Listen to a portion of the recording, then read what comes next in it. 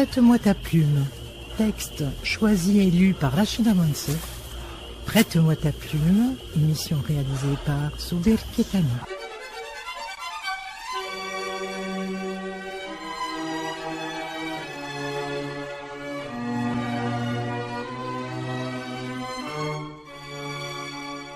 Prête-moi ta plume.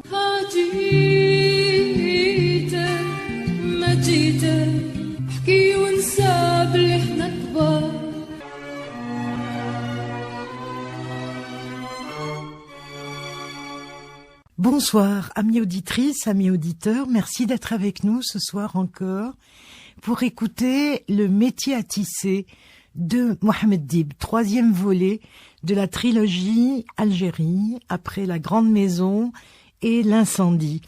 Nous avons commencé ce troisième volet la semaine dernière et vous avez vu le petit Omar, qui a maintenant 14 ans, se frotter au monde du travail. Sa mère a réussi à lui trouver une place dans un atelier de tissage. Il va rencontrer pour la première fois des jeunes comme lui, Hamdouche, un peu agaçant, et des adultes surtout. Et auprès de ces adultes, il va commencer à deviner ce qu'est la vie des grands. Nous avions laissé Omar en discussion avec notamment un de ces vieux dont les autres se moquent, Routi Lamine. Et pour la première fois, Omar s'est senti exister dans cet atelier parce que Routi Lamine s'intéresse à lui et à sa famille. Prête-moi ta plume. À peine la nouvelle aube s'annonça-t-elle, les voisines s'égaillèrent dans la cour, s'installèrent au seuil des chambres dans la cuisine commune, où la vaisselle de la veille fut déballée. Une rumeur croissante accompagna ce réveil. Des conversations s'enflèrent. Les enfants, par bandes, envahirent les galeries. Une activité débordante fit place dès lors dans la vaste bâtisse, au silence et à la paix des premières heures du jour. Les pans de leurs tuniques fixés à la ceinture, leurs larges pantalons flottant entre les jambes, les femmes vaquaient. Créatures singulières qui ne connaissaient pas le repos, ne s'arrêtaient de jacasser que pour battre leur progéniture, et se remettant aussitôt à courir de long en large, affairés, loquaces. Tous les efforts de Omar se concentraient en un seul désir: dormir. Avec ressentiment, il lutta. Il écoutait les conversations, identifiait les voix, reconnaissait les bruits, assignait à chacun un sens. À partir de ce moment, dispersé, il ne lui fut plus possible de fermer l'œil. L'Alsbétar ne changeait pas. Aujourd'hui, cependant, il savait le prix des choses qui viennent et partent, de celles qui demeurent. Il s'était endormi enfant, il se réveillait non plus enfant, mais homme, face à son destin. Lorsque la veille, Aïni l'avait vu rentrer dans un état si lamentable, elle fut d'abord terrifiée. Avant de savoir ce qui s'était passé, elle poussa des clameurs funèbres. « Hey, mon fils, qu'est-ce qu'on lui a fait ?» Omar raconta.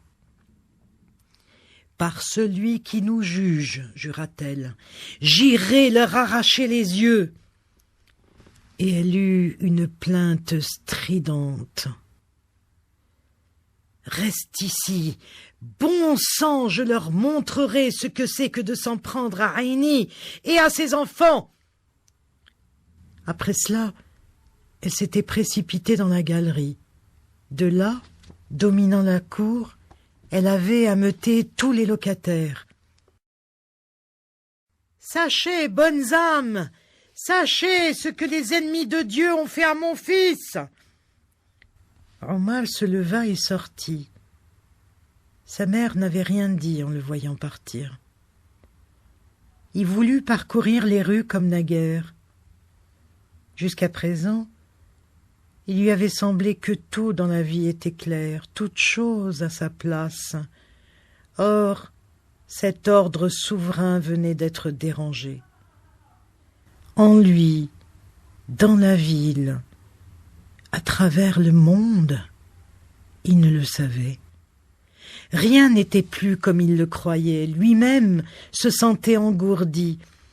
Quelque chose se serrait dans son cœur. Il marchait comme dans un songe. L'animation des rues lui parvenait atténuée et en même temps elle l'étourdissait.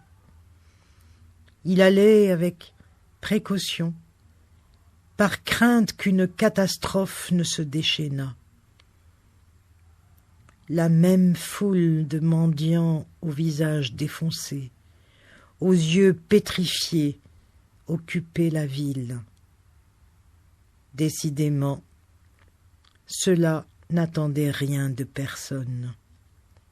Il marchait, il s'arrêtait, sans paraître accorder la moindre importance à ce qu'ils accomplissaient. Ils s'entassaient à certains endroits comme des gens qui entourent un mort et posaient sur les citadins de profonds regards calmes. Omar considérait la lassitude qui les clouait au sol. Il observait l'angoisse qui creusait leurs joues déjà vides, aiguisait l'arête de leur nez. Peu à peu, il comprenait. Où s'en était allée la force qui avait maintenu tant d'entre eux dans le local de la rue Basse, jadis, quand Hamid Serraj leur parlait? Omar les contemplait. Que s'était-il donc passé? Il se rappela l'atelier, les tisserands. Il en détourna sa pensée. Il songea de nouveau à Hamid Serraj, toujours prisonnier dans un camp, là-bas, dans le sud. À cet instant, il tomba sur un cercle de badauds. Une femme au long corps, le visage cuivré et étiré, se tenait assise au milieu du trottoir sans bouger. Ses guenilles étaient si sales qu'elle paraissait sortir d'un bain de boue. Un fichu maculé, aussi noir que ses nippes, lui recouvrait la tête et les épaules. Tel un cri, son regard semblait alerter la curiosité des passants. Le petit groupe, sans mot dire, l'entourait. Omar se haussa sur la pointe des pieds, vit devant elle un petit être, emmailloté de lambeaux crasseux, qui reposait par terre. Couvrant sa bouche d'une main, la mendiante restait impassible. Hommes, femmes et enfants la regardaient, et tous étaient muets. Puis sa tête oscilla dans un léger mouvement qui fit glisser un peu son châle. Elle se pencha et dit avec une douceur qu'on était tout surpris de découvrir chez cette statue taillée dans du bois. « Dieu t'en préserve. Le temps n'est pas encore venu de mourir, pauvre chère fille. » Et elle couvrit le nourrisson couché d'un regard triste. Elle secoua ensuite la tête, tendit les mains vers l'enfant. Elle le prit. Alors elle s'absorba dans la contemplation du minuscule visage. De toute évidence, cette femme ignorait qu'elle était entourée d'une assemblée de gens qui surveillaient ses gestes, recueillaient ses paroles. Elle imprima ses lèvres sur les lèvres innocentes, reposa doucement son fardeau froid et décoloré sur le sol, à la même place, devant elle. Là-dessus, appuyant avec force une main contre sa joue, elle jeta soudain autour d'elle des regards égarés, comme sous l'effet d'un souvenir atroce, encore confus, qui lui serait revenu subitement. Elle se mit alors à pousser de petites plaintes brèves, mais elle se tut. On eût cru qu'elle se ravisait. Elle reprit les mains recroquevillées de l'enfant et les tapota tendrement. Durant plusieurs minutes, elle ne fit pas autre chose. Un moment, on lut encore du désespoir sur ses traits, mais le nuage se dissipa, il n'en resta pas trace, et elle murmura « Quand tu seras arrivée à mon âge, tu me comprendras, chère petite. » Elle parla encore, parla longtemps, avec douceur et déraison au nourrisson glacé. Omar s'arracha péniblement à ce spectacle. « trop tard, répéta-t-il, ne sachant pour quelle raison il disait cela. Il n'avait fait que quelques pas, lorsqu'un cri qui n'avait rien d'humain emplit la rue. Les gens se mirent à courir. « Prête-moi ta plume. » Cette nuit, l'insomnie s'était jetée sur lui ainsi qu'une bête fauve. Tout n'était pas encore endormi. De la rue montaient des rires, des conversations. On entendait aussi, venant d'une grande distance, les notes d'une flûte plaintive. Plus près, dans la ruelle, un soulard faisait des tentatives pour reprendre jusqu'au bout une chanson traînante sans gaieté. Mais la voix épaisse et grasse revenait chaque fois aux mêmes mots, ânonnés avec obstination. Je suis resté seul, tout seul, en tête-à-tête avec moi-même. À la dernière parole, le chanteur s'interrompait et l'on croyait qu'il renonçait à continuer plus avant, tant cet arrêt se prolongeait. Puis il recommençait, et c'étaient les mêmes paroles. Omar n'aurait su compter depuis combien d'années il entendait cette voix avinée à la même heure. C'était Mohammed Sharrak, qui s'enivrait et venait ainsi chanter chaque soir. Je suis resté seul, tout seul, en tête-à-tête avec moi-même. Le silence grandit. Tout dormait à présent, sauf cette voix entêtée. Elle bégayait avec le morne espoir d'arriver à la fin de la chanson. Omar s'assit sur sa couche, contempla le ciel par la porte ouverte. Il faisait clair comme en plein jour. Il alla s'installer sur la galerie qui bordait leur chambre et se mit à dénombrer les étoiles noyées dans une blancheur laiteuse. Il ne pouvait plus s'arracher à la fascination de cette nuit si brillante. Les yeux grands ouverts, lavés de frais, il examinait les carrures opaques des bâtiments qui s'érigeaient dans le voisinage.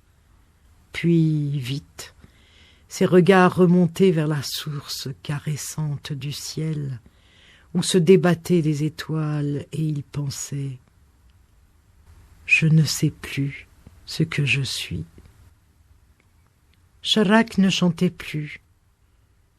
L'homme parlait à présent d'une voix grave et basse. Omar pensa à Okasha, se demanda où pouvait bien être à cette heure le tisserand qui avait préféré abandonner le métier et prendre le bâton et la besace du pèlerin. Omar pensa ensuite à Hamid Sarraj. Depuis que celui-ci avait été enfermé dans un camp, on eût dit que la voix de tout un peuple s'était tue. On ne voyait plus que des foules muettes et qui avaient peur.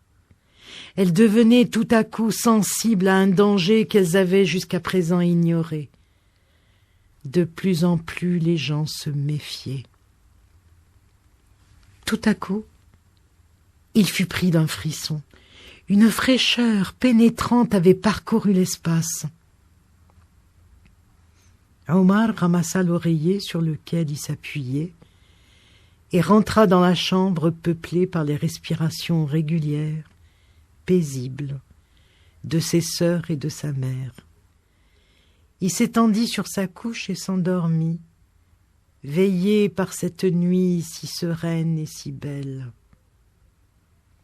Le lendemain, il avait eu soudain le désir d'aller se baigner dans la petite rivière de Safsaf. Depuis combien de temps n'y avait-il pas été déjà? 2 ans, peut-être? Ah, il retrouvait la campagne avec plaisir. Novembre brûlait ses cierges tout en haut du ciel. Dans l'immense flamboiement de l'après-midi, les terres couchées à perte de vue vibraient doucement, légères comme si elles s'apprêtaient à se dissoudre en fumée. À cet endroit, la rivière s'élargissait, coulait paresseusement à l'ombre de gros térébinthes, entre des touffes d'herbes sauvages. Une vaste quiétude emplissait l'espace sillonné de bruits lointains qui faisaient tinter l'air. L'oreille bercée par ce murmure indistinct, Omar n'en percevait rien.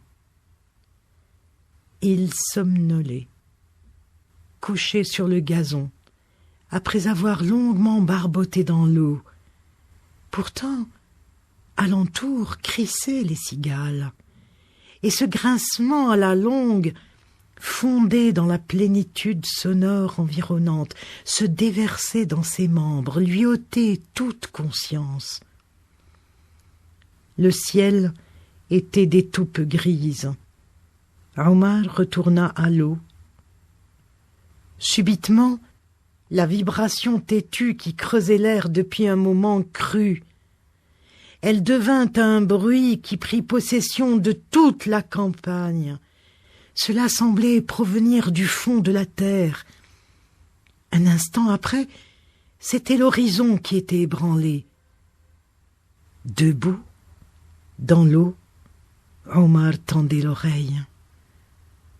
Au bout de quelques secondes, il sortit de la rivière. Juste un camion chargé de militaires stoppé sur la route non loin de la rive. Un des soldats en sauta et s'approcha.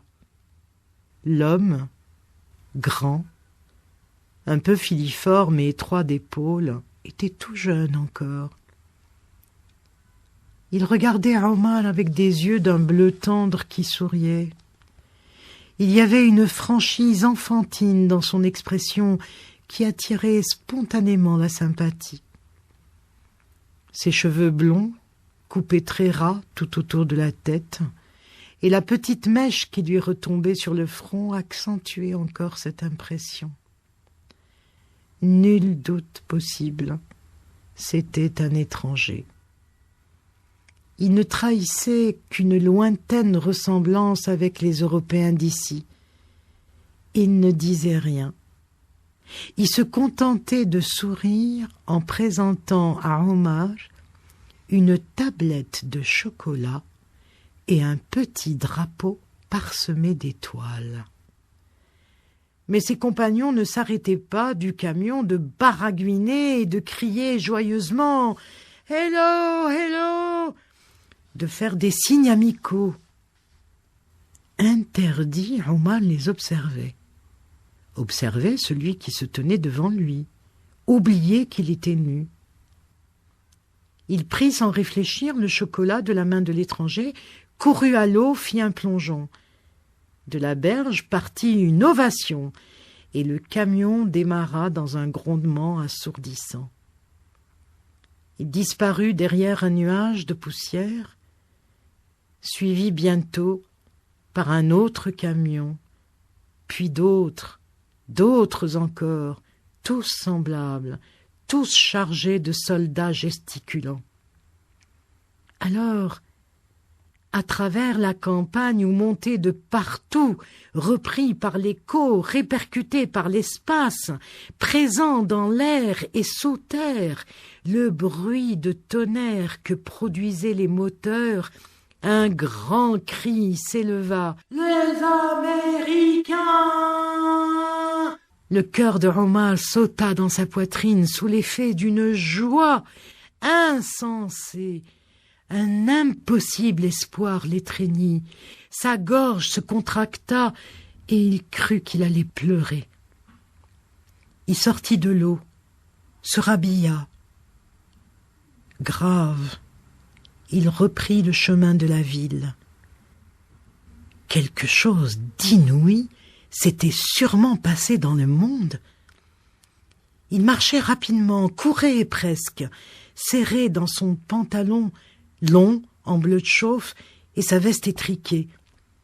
Sur ce corps haut, qui avait déjà tendance à se dégingandrer, se dressait la tête pointue avec ses petits yeux noirs. Le front droit et uni se posait comme une brique pleine au-dessus des sourcils et s'ombrageait d'une touffe de cheveux rêches. Les paupières battaient à un rythme rapide, le regard sautait d'une chose à l'autre. Le visage avait une expression sérieuse, presque farouche. Prête-moi ta plume. Comme vous l'aurez compris, c'est avec l'arrivée des Américains en 1942 que se termine le 3e volet de la trilogie de Mohammed Dib, Le métier à tisser. Écrit en 1956, ce texte a été ressenti comme tellement actuel par certains auditeurs, certaines auditrices, qui se sont excusés de certaines coïncidences, de noms par exemple. N'est-ce pas Omar Mahi, fidèle parmi les fidèles à notre émission, ou d'autres encore. Zoubir Ketani est convaincu que j'invente le texte de Dib au fur et à mesure, comme si j'en étais capable. Tellement il lui parle d'aujourd'hui. C'était le plus beau cadeau qu'on pouvait nous faire. Merci de nous avoir suivis tout au long de ces semaines avec ce texte magnifique de Mohammed Dib, la trilogie Algérie.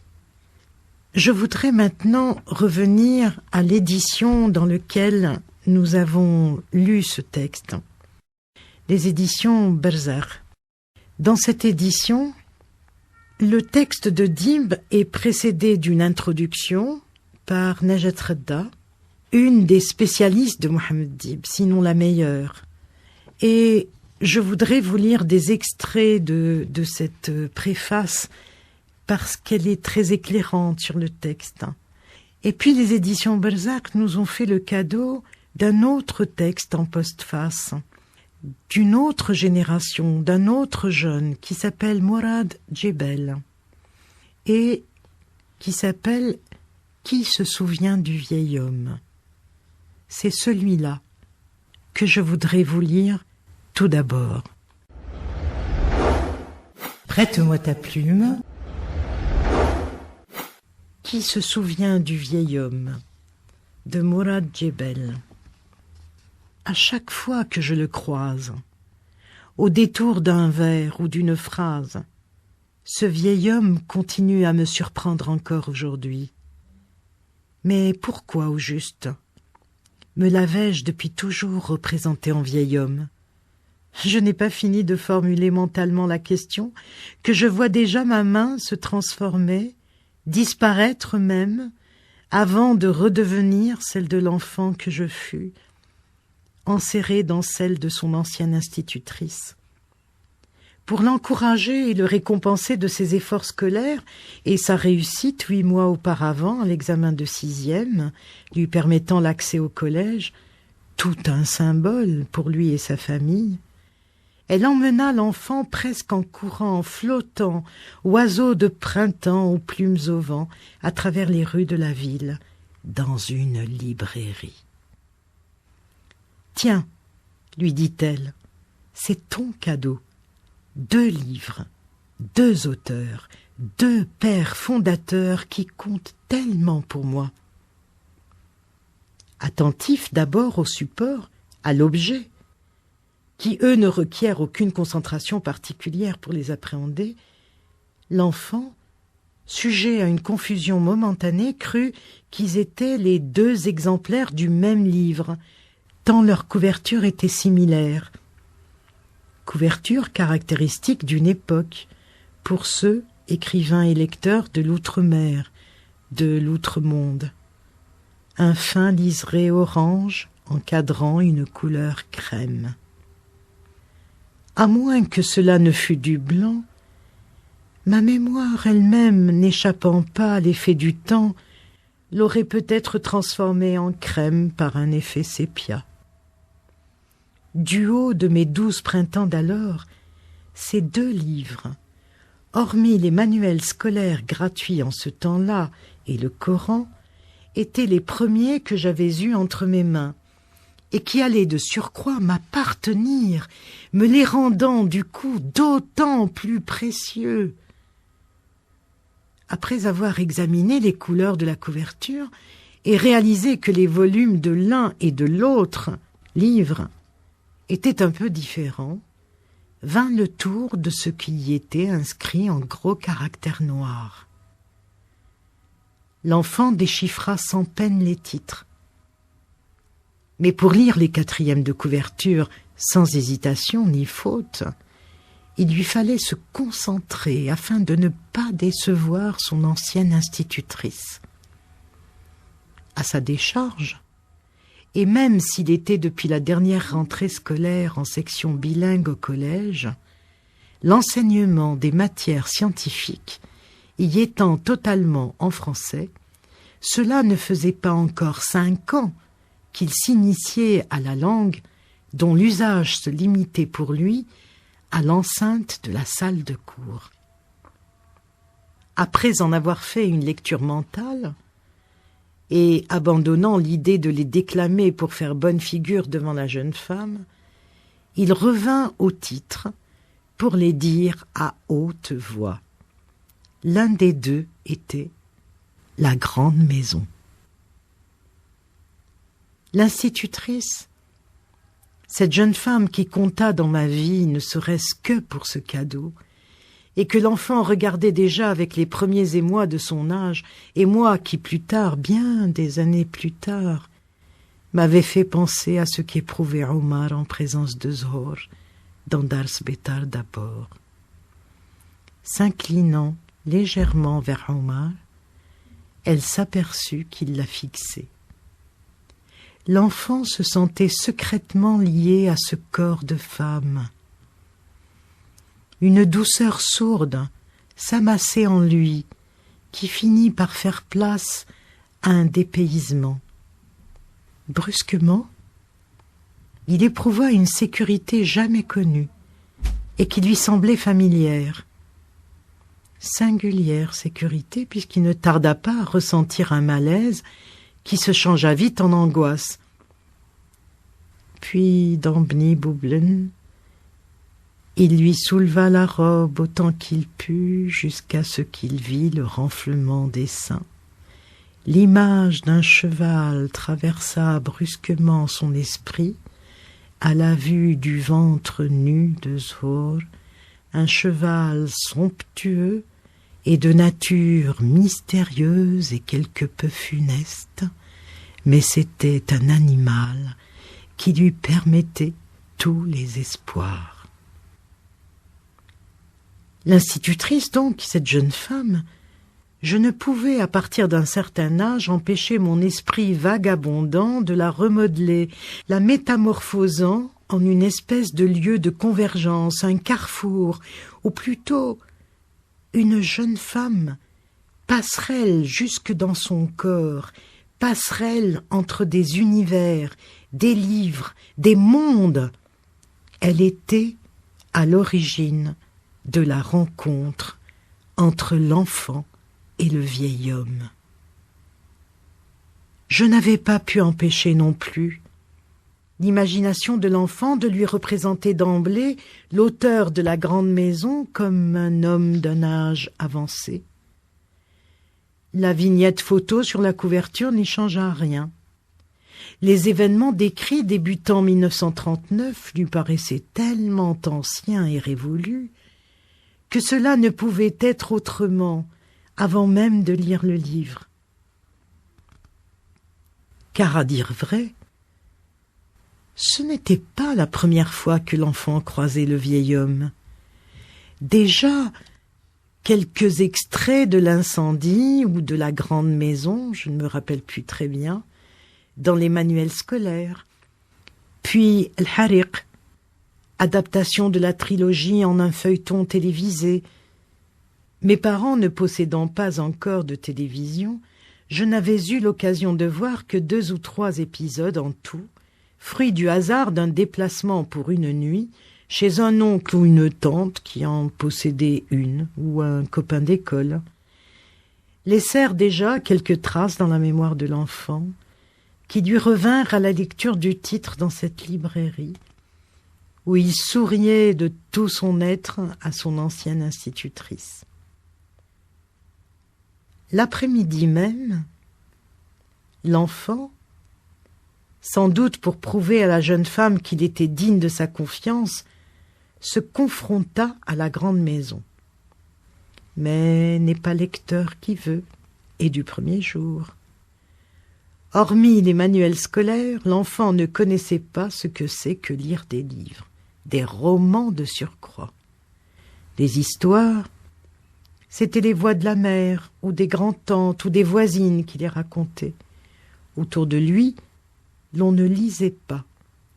Et les rares fois où il voyait un oncle, un cousin beaucoup plus âgé, un voisin lire, c'étaient des lectures utiles, journaux ou manuels.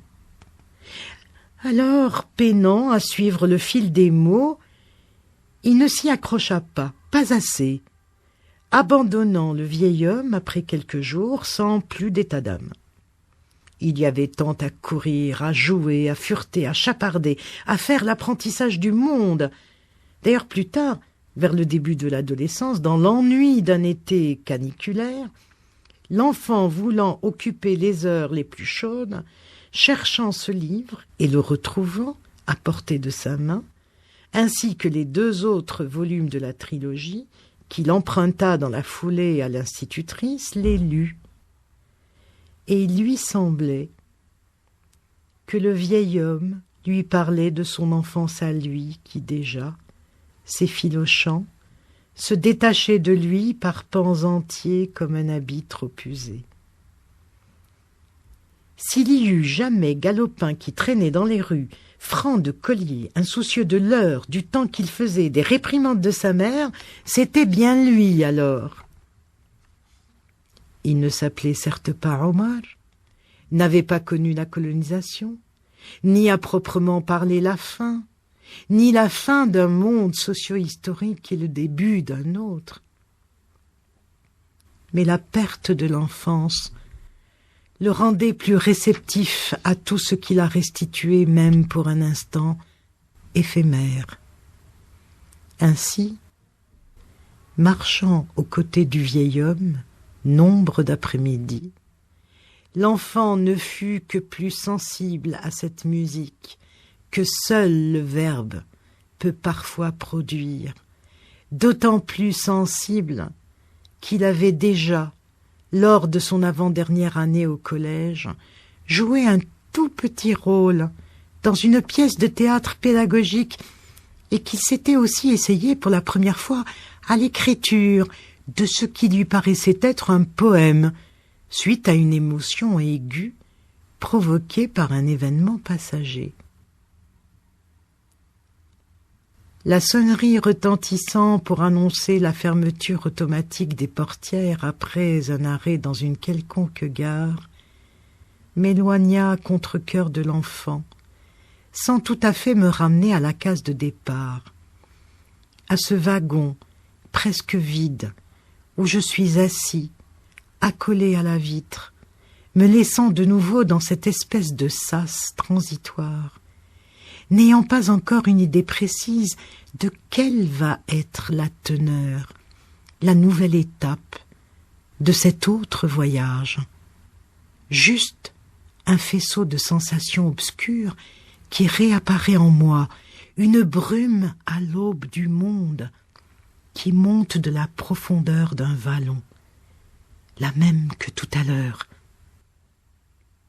Quand le train s'est ébroué une dizaine de minutes plus tôt, faisant grincer sa lourde carcasse et ses rouages mécaniques pour entamer sa course, le trajet relativement court que ce voyageur comptait franchir à son bord, quelques dizaines de kilomètres de banlieue tout au plus, s'est doublé d'un autre.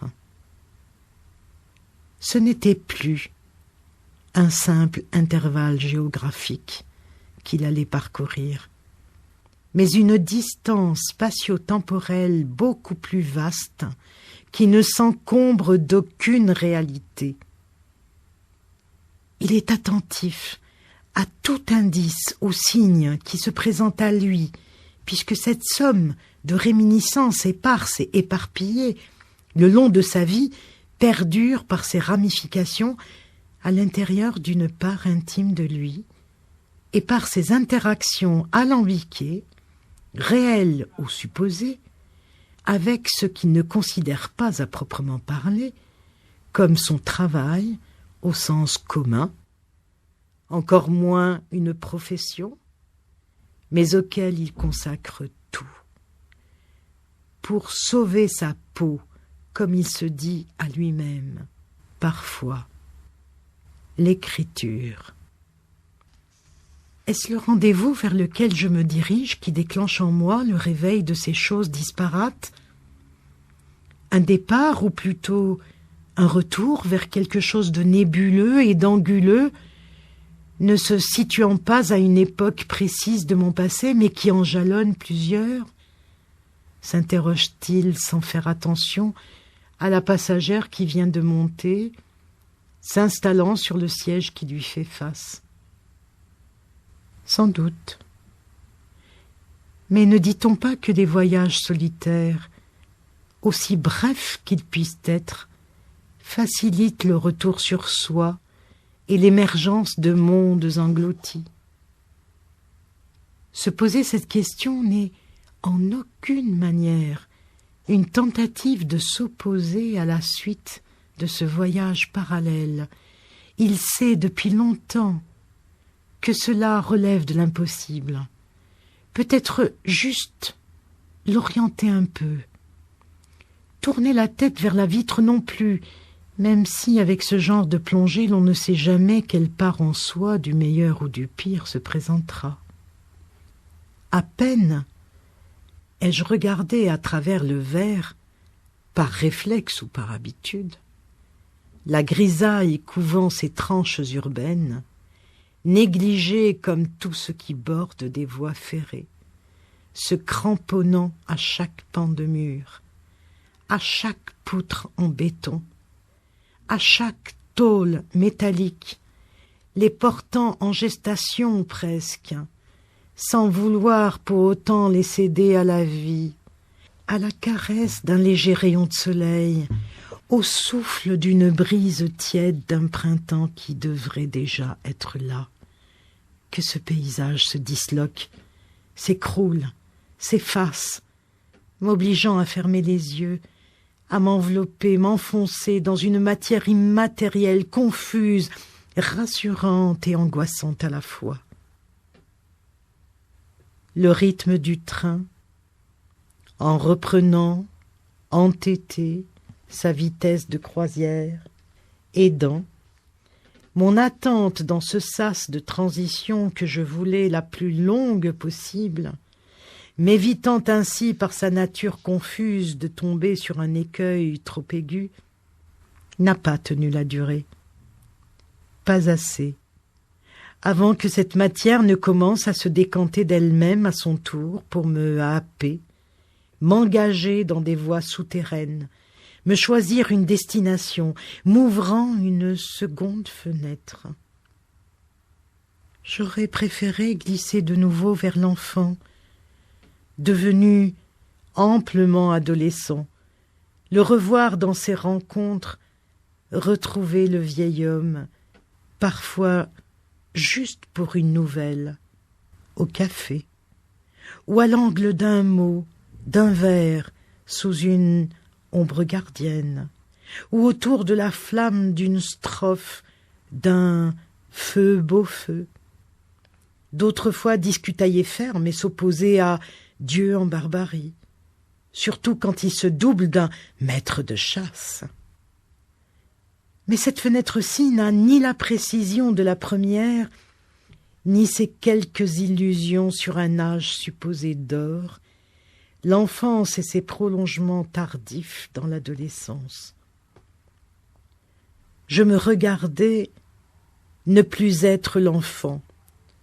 On aurait pu dire que j'avais à présent 20 printemps, ou peut-être 25, ou les deux à la fois, la mémoire ayant ses propres cheminements aléatoires. On aurait pu dire que le jeune homme, malgré son immobilité dans une chambre depuis plusieurs semaines, jour et nuit, était en train de courir. Je noircissais de temps en temps des pages et je courais dans ma tête et mon cœur à me rompre le souffle. Courir pour refuser le désert absolu en soi, courir dans les vapeurs opiacées à en oublier tout le réel, courir entre les pans en cristal, les murs d'un amour, de l'amour, qui s'effondra sans crier gare, courir sur les orbites d'un monde qui entamait son suicide, se laissant engloutir par les Vorasques, par une guerre qui surgissait comme un séisme des profondeurs de la terre, courir dans les rues pentues d'une ville, comme un défi topographique qui glissait vers son gouffre géniteur. Courant au bord du précipice où les hommes et les femmes n'étaient plus que spectres souffreteux, un livre sur le point de chuter attira mon regard avec presque la même couverture que celui jadis offert par l'institutrice à l'enfant, me renvoyant une inextricable et agréable sensation, comme si je retrouvais une ombre amicale qui déployait un pont frêle avec mon enfance. Certes, ces rencontres livresques avec le vieil homme s'étaient espacées au point de disparaître. Pourtant le jeune homme prit le livre entre les mains, en s'allongeant au bord de la falaise, et soudain il entendit grondante une injonction, un sabre tranchant. « Relève-toi, ne t'arrête pas. Le précipice monte. Cours à travers ta ville et ta ville nova. Cours à rompre les espaces, les lieux et les règles romanesques. » Il ne savait pas d'où venait l'injonction. Peut-être était-ce la voix du vieil homme empruntant le timbre du jeune Ibn Zohar qui en était l'origine.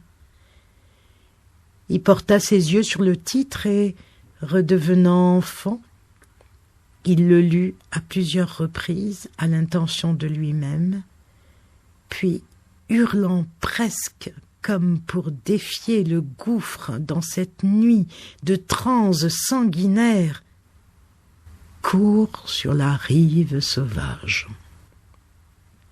L'on ne sait d'où lui est venue la force de se relever. Angoisse pour angoisse, le jeune homme allongea ses foulées, page après page, avec Zohar dans sa quête, regardant se dédoubler la femme aimée, Radia et Hélé, ou peut-être Yasmina et...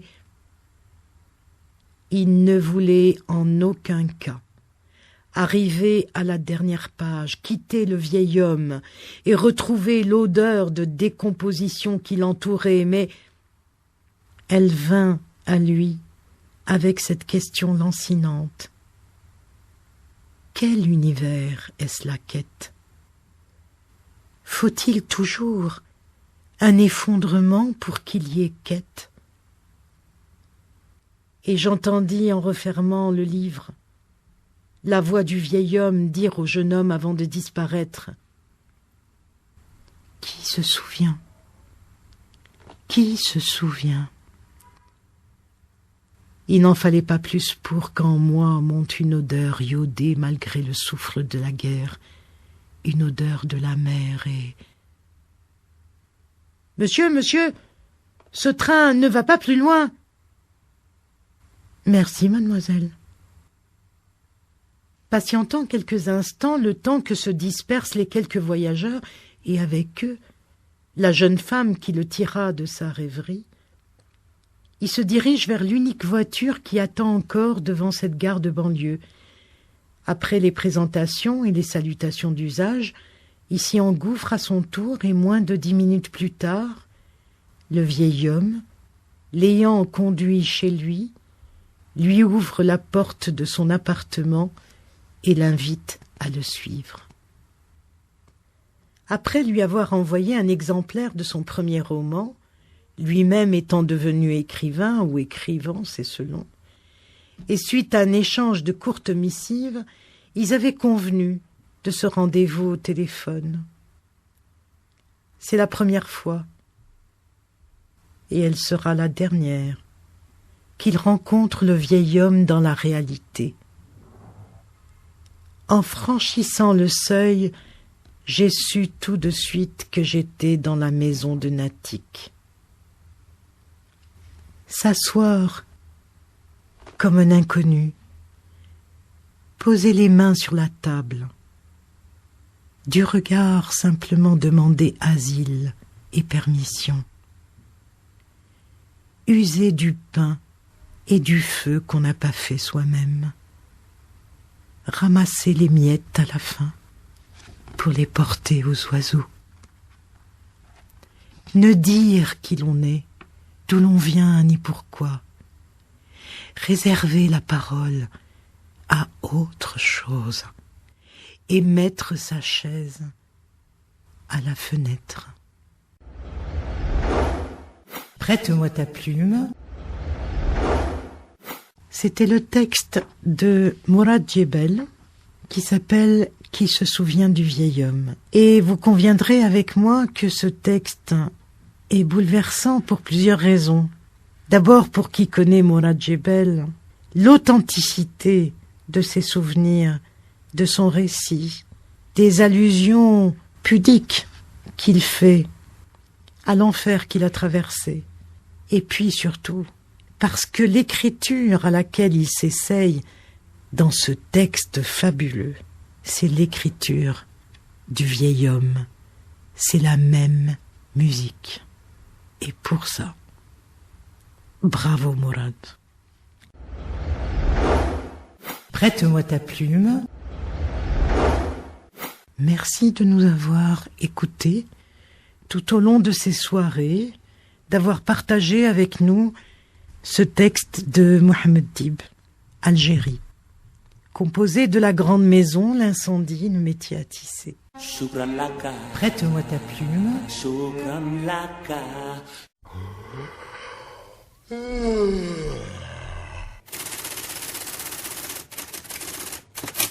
Prête-moi ta plume. Texte choisi et lu par Rachida Monsef. Prête-moi ta plume. Émission réalisée par Souber Ketani.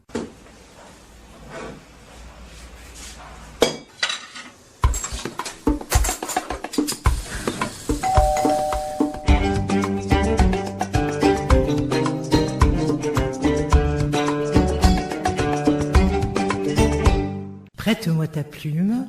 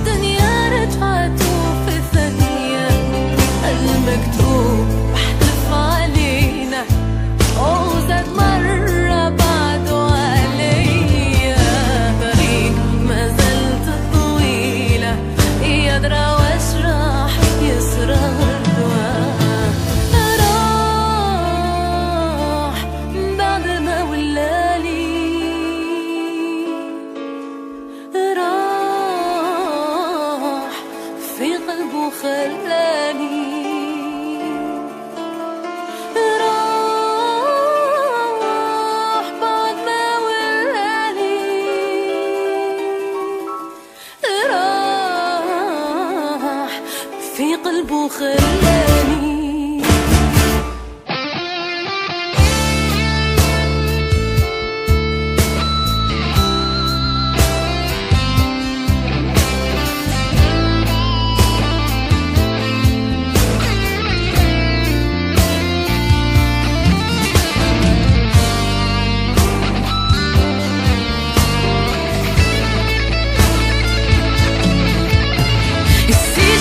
Parti avec toi, aurais-tu pris soin de moi? Avoir hésité comme ça voulait tout dire pour moi. Et maintenant que je suis